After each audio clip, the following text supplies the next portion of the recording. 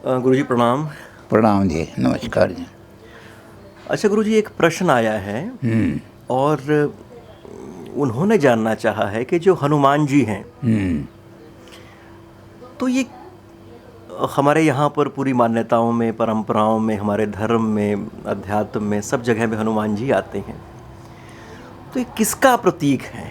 हनुमान जी की जो परिकल्पना की गई है हमारे विमर्श में, वो किस तरह से की गई है? हनुमान जी को विभिन्न प्रकार से देखा गया है। एक तरीका तो यह है, जानि राम सेवा सरस मन ही कीन अनुमान, पुरखा से सेवक भये हर से भय हनुमान। जब देवताओं को रावण ने निकाल दिया, एक एक देवता डर के मारे रावण के भाग गए सारे अपने अपने भवन छोड़ करके। देवताओं के भवन बिल्कुल खाली दिखाई दिए, कोई भवन दिखाई नहीं दिया।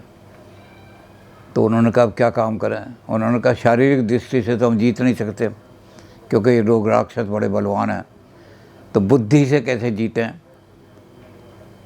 तो ब्रह्मा जी के पास गए, बुद्धि के देवता। उन्होंने कहा कि रावण के आतंक से निशी न नींद, दिन अन्न न खावें। रात को सो नहीं पाते, रावण आ रहा है उठ उठ के भाग लेते हैं, और दिन में भोजन कर रहे हों रावण दिखाई दे जाए तो थालियाँ छोड़ छोड़ कर भागते हैं। ऐसी हालत में कैसे उद्धार होगा, और हमारे जो स्वर्ग के भवन हैं उनमें से हमें निकाल दिया गया है, वहाँ हम कैसे जाएंगे। तो ब्रह्मा जी ने एक बताया। उन्होंने कहा कि देखो, तुम जो ऊंची ऊंची पदवियों पर बैठे हुए हो और तुम्हारे पास बड़े बड़े आयुध हैं, इससे रावण नहीं मरेगा। पाप नहीं मरता। ऊंची कुर्सी पर बैठने वाला आदमी जो है पाप को नहीं मार सकता। क्यों नहीं मार सकता? कहने लगे ऊंच निवास नीच करतूती, देख सके न पराई विभूति। ऊंचे पद पर जितने भी लोग बैठे हैं, वो अपने पद को बचाने के लिए कि हमारे पद के बराबर कोई दूसरा ना आ जाए, नीच से नीच काम कर सकते हैं। आप सोच भी नहीं सकते कितना नीच काम करेंगे वो। तो इसलिए ऊंचे ऊंचे पदों पर जो आप बैठे हुए हो, उससे रावण नहीं मरेगा। आप तो अपने पद को बचाने के लिए पता नहीं क्या क्या कर सकते हो। तो कहने लगे फिर कैसे मरेगा। उन्होंने कहा बानर तन धर धर मही, प्रभु पद सेवो जा। गद्दियाँ छोड़ दो, सारी गद्दियाँ छोड़ दो। अगर पाप को मारना है, भ्रष्टाचार को मारना है, समाज से भ्रष्टाचार दूर करके और समाज का एक नैतिक समाज बनाना है, तो गद्दियों का लालच छोड़ दो। गद्दी पर बैठ करके आप नहीं मार सकते, पाप नहीं मर सकता, क्योंकि आप अपनी गद्दी को बचाने के लिए और भी घटिया पाप करोगे। तो क्या करो। उन्होंने कहा कि छोटे बन जाओ, विनम्र बन जाओ, बानर तन धर लो, बानर बन जाओ देवताओं की बजाय, और जाकर के सेवा के कार्य में लग जाओ। तो सारे देवताओं ने यही किया। स्वयं ब्रह्मा जी जो थे वो भी जामवंत बन गए, कहते मैं भी चलता हूँ। लेकिन शिव जी बैठे हुए थे समाधि में। पार्वती गई, महाराज ब्रह्मा जी ने कहा है कि अगर रावण को मारना है तो गद्दी छोड़ दो, सेवा के लिए जाओ। तो आप अभी यहीं बैठे हो। तो शिव जी ने कहा कि ऐसा है, मैं तो प्रलय का देवता हूँ। ये सब देवता जा तो रहे हैं, गद्दियाँ छोड़ेंगे, पाप तो मरेगा, लेकिन ये छोटे मोटे काम कर सकते हैं सेवा के। मैं प्रलय का देवता महादेव हूँ, इसलिए मैं वीर बन करके नहीं, महावीर बन के जाऊँगा। तो जानि राम सेवा सद। ब्रह्मा जी ने कहा कि जा कर के सेवा करो, और सेवा भाव से पाप मर जाएगा। तो गद्दियाँ, स्वर्ग की गद्दियाँ छोड़ करके बन जाओ। तो शिव जी जो थे, जो महादेव थे, पुरखा, सब देवताओं के सबसे बड़े जो थे वो शिव जी थे। उन्होंने कहा मैं भी जा रहा हूँ। मैं किस रूप में जाऊँगा? उन्होंने कहा ये सब वीर होंगे और मैं महावीर होऊंगा। ये सब तो छोटे मोटों को मारेंगे, रावण को मैं ही मारूंगा। तो हनुमान जी सेवा के प्रतीक हमारे यहाँ माने जाते हैं। सबसे बड़ा प्रतीक सेवा का अगर दुनिया में है, हमारे यहाँ ही नहीं, संसार के किसी भी साहित्य में, किसी भी किताब में, किसी ऊंची ऊंची धार्मिक किताब में सेवा का इतना ऊंचा उदाहरण नहीं मिलेगा जितना हनुमान जी हैं। क्योंकि हर एक आदमी सेवा के बदले में कुछ ना कुछ ले लेता है। मैंने जी 3 महीने वहाँ सेवा की, मुझे MLA का टिकट दे दो। स्वतंत्रता संग्राम में यही हुआ। एक आदमी कहने लगे मैं स्वतंत्रता संग्राम में मैंने बहुत काम किया इसलिए मुझे, तो जब टिकट बट रहे तो पहुंच गए, कहते तुमने क्या किया? कहते मैंने मेरठ में जेल काटी। जेल का सर्टिफिकेट लाओ, क्योंकि जिन्होंने स्वतंत्रता संग्राम में जेल काटी उनको हम टिकट दे रहे हैं MLA के। लो जी ये जेल का सर्टिफिकेट। किस दफ़े में गए थे आप जेल? एक अंग्रेज़ की जेब काटी थी इसलिए गया था, मैं भी स्वतंत्रता सेनानी हो गया। तो घटिया से घटिया सेवा करके भी बड़े से बड़ा उसका, तो सेवा को बिजनेस बनाने वाले लोग दुनिया में मिलेंगे। जिन्होंने सेवा की उन्होंने कुछ ना कुछ का फल ले लिया। लेकिन हनुमान जी से जब राम ने कहा कि सबको मैंने कुछ दिया है तुम भी कुछ ले लो, हनुमान जी ने कहा कि सेवा तिजारत नहीं होती, मैंने बिजनेस नहीं किया, मैंने सेवा की है। और जब सेवा करने वाला कुछ नहीं मांगता तो प्रति उपकार करूं का तोरा, सन्मुख हो न सके मन मोरा। तुझे मैं तेरी सेवा के बदले में क्या दूं, तू कुछ मांग ही नहीं रहा। बस एक ही काम है कि कभी तेरे सामने सर नहीं उठा सकूंगा मैं। तो सेवा का जितना बड़ा प्रतीक हमारे यहाँ हनुमान जी हैं, हमारे यहाँ नहीं दुनिया के सारे साहित्य में, कि सेवा का उन्होंने एक पैसा भी नहीं मांगा, कोई बड़ी जगह भी नहीं मांगी और सेवा करते रहे। ये उदाहरण कहीं भी नहीं मिलेगा।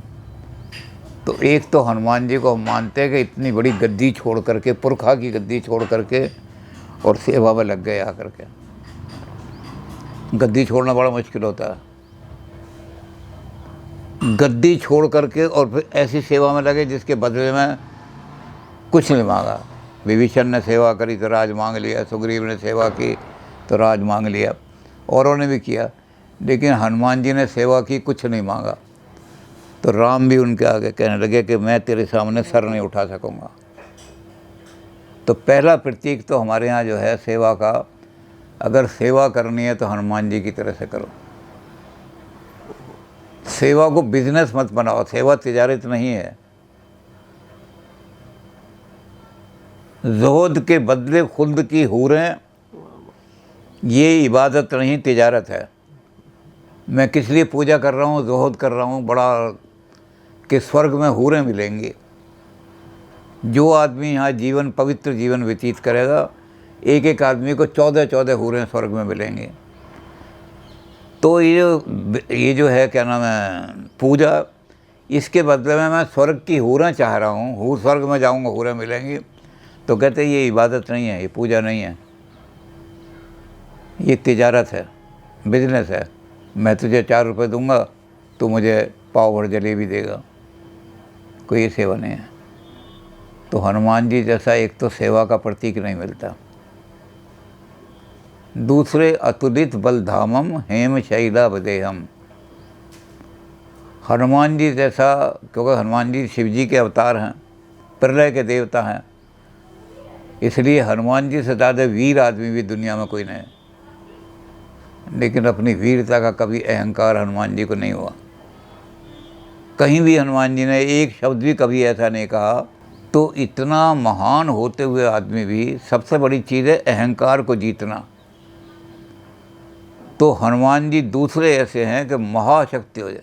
यही गिरी पवन दे पदम दे हनुमंता, चले सुगा पाताल तुरंता।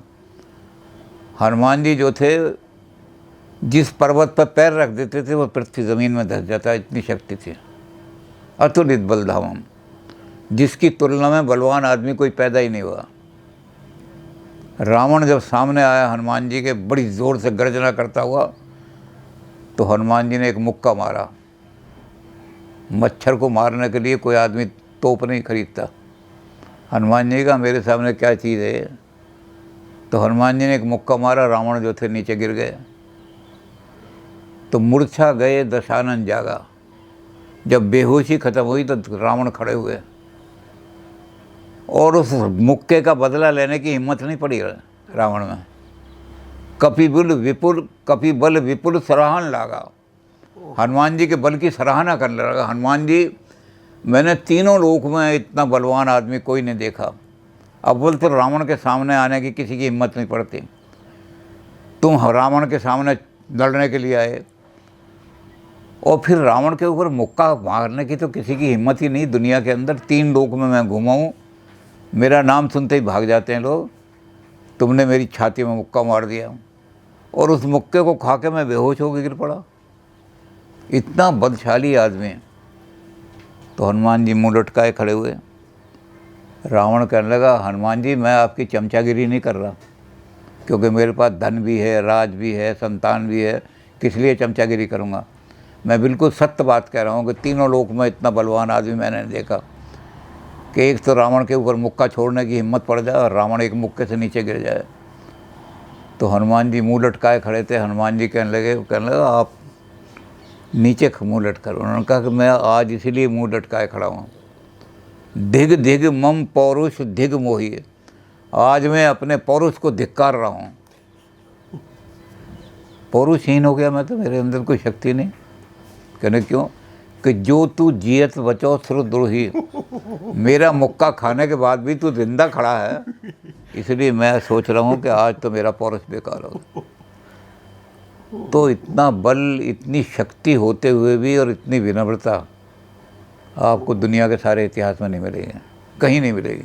अच्छा गुरुजी, एक आप ये बताएं कि जब श्री तुलसीदास जी रामचरितमानस का रचना कर रहे थे, हाँ, क्या उस समय की जो युग की जो चुनौतियां थी, है जी, उस युग की जो चुनौतियां थी, उस समय की जो चुनौतियां थी, सामाजिक हों या राजनैतिक हों, क्या उनका भी समाधान प्रस्तुत करने की कोशिश की है हनुमान जी के चरित्र के माध्यम से? इस तरह से वो बार बार गढ़ा गया, दोबारा बात कही गई उसके बारे में? नहीं, चुनौतियाँ तो बहुत सारी थीं। उनका वर्णन जब कलयुग का वर्णन किया है तुलसीदास जी ने, तो मुग़ल राज में जो अत्याचार हो रहे थे उन सबको उसमें दिखा दिया है। इन सबको समाधान करने के लिए राम को जिसकी ज़रूरत पड़ी वो हनुमान जी की ज़रूरत पड़ी। तो उन चुनौतियों का समाधान करने के लिए देश की शक्ति को जगाओ। हनुमान जी शक्ति और सेवा दोनों के, तो तुलसीदास जी ने शक्ति को जगाने के लिए हनुमान जी को खड़ा किया। राम बाण अहिगण सरिस निकर निशाचर भेख। जब तक राम के बाण नहीं निकलते, धनुष त्याग करके बैठ गए हैं लोग। मैं कहता हूँ राम के धनुष में से बाण निकलें, तो जिस समय राम के बाण निकलेंगे तो निशाचर, क्योंकि वो फिर फुंकार मारते हुए नाग की तरह चलेंगे कि राम की सेवा करो, निशाचरों का नाश करने में मैं तो सेवक हूँ, मैं तो एक मीडियम हूँ, नाश राम हैं जो। अभई जाऊँ मात में जाऊँ लवाई, प्रभु आयुष नहीं राम दुहाई। हनुमान जी ने कहा कि मेरे अंदर इतनी शक्ति है कि मैं लंका को उखाड़ करके अभी तुम्हें ले जाऊंगा, मुझे कोई रोक नहीं सकता। और संग सहाय रावण ही मारी, जितने रावण की सहायता करने वाले उनको भी मरोड़ दूंगा। लेकिन प्रभु आयुष भगवान का ये है कि भगवान का अवतार लेना बेकार हो जाएगा। अगर मैंने ही रावण को मार दिया तो भगवान का ये बेकार। भगवान तो रामचंद्र जी तो हलवा खाने के लिए आए दुनिया में, तो कहते मुझे राम को श्रेय दिलाना है, मैं तो उनका सेवक हूँ, श्रेय राम को मिलना चाहिए रावण को मारने का। नहीं तो मैं अभी तुम्हें उठा के ले जाता और मुझे कोई रोकने वाला नहीं था। तो हनुमान जी इस तरह के सेवा भावी जो हैं, ये दुनिया के इतिहास में, यहाँ एक बहुत बड़े आर्य समाज के विद्वान हैं, बहुत ऊँचे, और यूनिवर्सिटी में वो प्रो वाइस चांसलर रहे। तो जब हमने हनुमान जी की मूर्ति बनाई तो लोगों ने कहा यूनिवर्सिटी का जो प्रो वाइस चांसलर है उससे उद्घाटन कराओ। लोग कहने लगे वो तो आर्य समाजी है, मूर्ति पूजा नहीं करता, वो नहीं जाएगा उद्घाटन करने। हमने कई बार पूछ लेते हैं उनसे, अगर नहीं जाएंगे तो किसी और किसी प्रोफेसर को ले जाएंगे। तो हम उनके पास गए, हमने कहा डॉक्टर साहब मूर्ति हमने बनाई है हनुमान जी की, हरियाणा की सबसे ऊंची मूर्ति है, 36 फुट ऊंची। हम उसका अनावरण कराना चाहते हैं। तो आप ऊंचे पद पर भी हैं और आर्य समाज में धार्मिक क्षेत्र में भी आपका बहुत ऊंचा स्थान है। तो आप तो एकदम खड़े होकर कहने लगे, अरे हनुमान जी जैसा सेवा भावी अगर सारा भारत इसी तरह से, यूनिवर्सिटी के एम्प्लॉयज़ अगर इसी तरह से करने लगे हैं कि हम सेवा कर रहे हैं देश की और राम की और उसकी, तो कहते हैं इस देश का कल्याण ऐसा हो जाएगा दुनिया। कहते हैं मैं जाऊंगा और मैं जाकर अनावरण भी कराऊंगा और बताऊंगा। तो उन्होंने जो हनुमान जी के सेवा भाव पर बोले, उन्होंने कहा दुनिया को चुनौती है मेरी, ये शब्द उनके हैं डॉक्टर राम प्रकाश के। दुनिया को चुनौती है मेरी कि अगर हनुमान जी जैसा सेवा भावी एक कोई कैरेक्टर दुनिया के साहित्य में मिल जाए। इतना बल होते हुए भी हनुमान जी का एक भी वाक्य ऐसा नहीं मिलेगा कि मैं ये हूँ मैं वो हूँ। बस करके दिखा रहे हैं, मुक्का मार दिया। जो डींग मारने वाले आदमी होते हैं कुछ नहीं कर सकते, और जो आदमी वास्तव में होते हैं करके दिखाते हैं, दुनिया उनका यश गाएगी। तो हनुमान जी ने कभी भी कहा नहीं, एक मुक्का मार के दिखा दिया कितना बल है। तो हनुमान जी बल के भी राष्ट्र देश की शक्ति को जगाओ और ऐसा जगाओ कि दानवों को, दानवी शक्ति को मिटा दे और फिर भी यश न प्राप्त करे। यश उसी का, भगवान का, भगवान की शक्ति से मैं लड़ रहा हूँ। ये हनुमान जी का सारा चरित्र।